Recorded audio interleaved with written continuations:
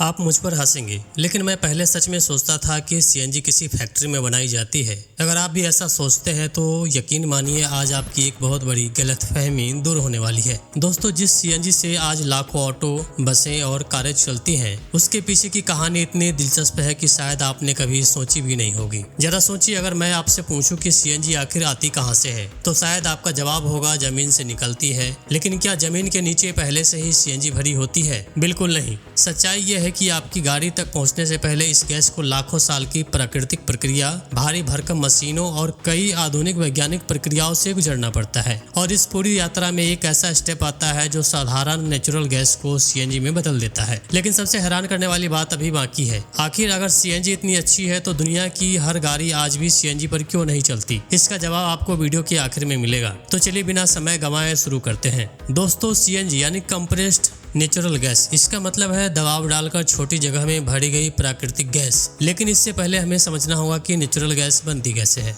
आज से लाखों साल पहले पृथ्वी पर घने जंगल, विशाल पेड़ पौधे और समुद्र में रहने वाले अनगिनत जीव मौजूद थे। समय के साथ प्राकृतिक आपदाओं में इनकी मृत्यु हो गई और इसके अवशेष मिट्टी तथा समुद्र की गहराइयों में दबते चले गए। धीरे धीरे इनके ऊपर मिट्टी और चट्टानों की नई परतें जमती गई। गहराई बढ़ने के साथ तापमान और दबाव भी बढ़ता गया। ऑक्सीजन की कमी में लाखों वर्षों तक चलने वाली इस प्राकृतिक प्रक्रिया के कारण यही अवशेष रासायनिक बदलावों से गुजरकर क्रूड ऑयल, कोयला और नेचुरल गैस में बदल गए। नेचुरल गैस का सबसे बड़ा हिस्सा मीथेन होता है। यही गैस आसानी से जलती है और बहुत अच्छी ऊर्जा देती है। अब सवाल है कि वैज्ञानिकों को कैसे पता चला कि जमीन के नीचे गैस है। इसके लिए सिस्मिक सर्वे किया जाता है। जमीन के अंदर ध्वनि तरंगे भेजी जाती है और उनके वापस लौटने के तरीकों का विश्लेषण करके वैज्ञानिक अंदाजा लगाते हैं कि नीचे गैस या तेल का भंडार मौजूद है या नहीं। अगर परिणाम सकारात्मक आते हैं तो वहां विशाल ड्रिलिंग मशीनें लगाई जाती है। ये मशीनें कई किलोमीटर गहराई तक छेद करती है। गैस मिलने के बाद उसे मजबूत पाइपलाइन की मदद से जमीन की सतह तक लाया जाता है। लेकिन यहाँ एक बड़ी समस्या होती है। जो गैस जमीन से निकलती है वो सीधे इस्तेमाल करने लायक नहीं होती। उसमें पानी की भाप, कार्बन डाइऑक्साइड, हाइड्रोजन सल्फाइड और कई दूसरी अशुद्धियां मिली होती है। इसलिए इस गैस को सीधे सीएनजी स्टेशन नहीं भेजा जाता।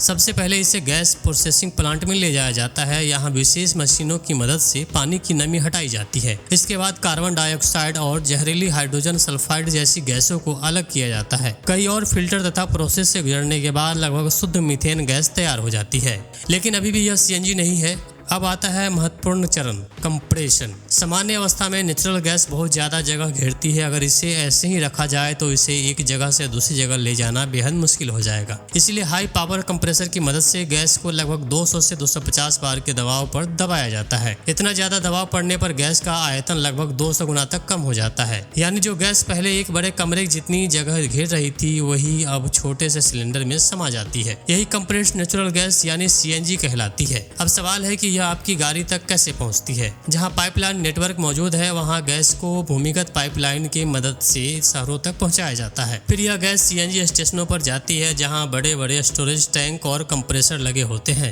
जब आप अपनी गाड़ी लेकर स्टेशन पहुंचते हैं तो यही हाई प्रेशर गैस आपके वाहन के सिलेंडर में भर दी जाती है। लेकिन जहाँ पाइपलाइन नहीं होती वहाँ गैस को बड़े बड़े हाई कंप्रेसर सिलेंडरों में भरकर ट्रकों से पहुंचाया जाता है। इन्हें कैस्केड कहा जाता है। अब बात करते हैं कि सीएनजी को इतना बेहतर क्यों माना जाता है। सीएनजी जलने पर पेट्रोल और डीजल की तुलना में कम प्रदूषण फैलाती है। इसमें सल्फर न के बराबर होता है और हानिकारक कण भी कम निकलते हैं। दूसरी बात, यह इंजन के अंदर कम कार्बन जमा करती है जिससे इंजन लंबे समय तक बेहतर चलता है। तीसरी बात, कई जगहों पर यह पेट्रोल और डीजल से सस्ती पड़ती है, इसलिए रोज ज्यादा चलने वाले वाहनों के लिए यह किफायती विकल्प बन जाती है। हालांकि इसके कुछ नुकसान भी है। हर जगह सीएनजी स्टेशन नहीं मिलते। सिलेंडर डिस्की की जगह घेर लेता है और कई गाड़ियों की रेंज पेट्रोल से कम होती है। अब एक दिलचस्प कहानी यह है कि दुनिया में सबसे ज्यादा नेचुरल गैस के भंडार रूस, ईरान और कतर जैसे देशों के पास है। भारत में भी नेचुरल गैस निकलती है, लेकिन हमारी जरूरत पूरी करने के लिए हमें काफी मात्रा में गैस विदेशों से भी खरीदनी पड़ती है। यही कारण है कि कई बार सीएनजी की कीमतें अंतर्राष्ट्रीय बाजार के हिसाब से बदलती रहती है। अगर पूरी कहानी को एक लाइन में समझे तो लाखों साल पहले जीवों और पौधों के अवशेष बने, उनसे नेचुरल गैस बनी, गैस निकाली गई, उससे साफ किया गया, हाई प्रेशर पर कंप्रेस किया गया,